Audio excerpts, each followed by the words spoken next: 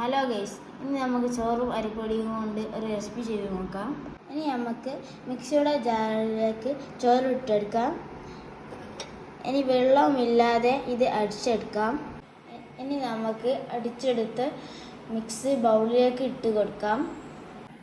നമുക്കിനി അടിച്ചെടുത്ത മിക്സിയിലേക്ക് അരിപ്പൊടി ഇട്ട് കൊടുക്കാം.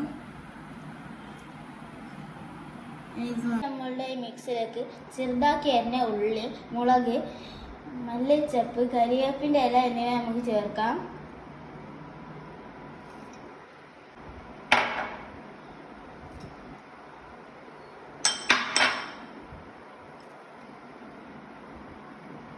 ഇനി നമുക്ക് മുളക് പൊടി, മഞ്ഞൾപ്പൊടി, ഉപ്പ് എന്നിവ ചേർക്കാം.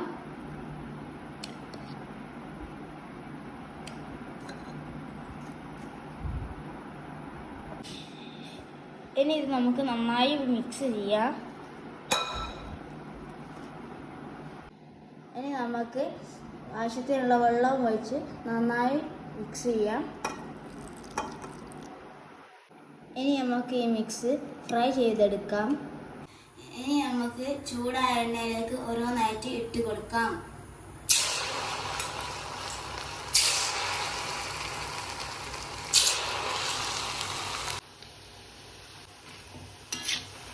ഇനി ഇത് നമുക്ക് തിരിച്ചിട്ടെടുക്കാം.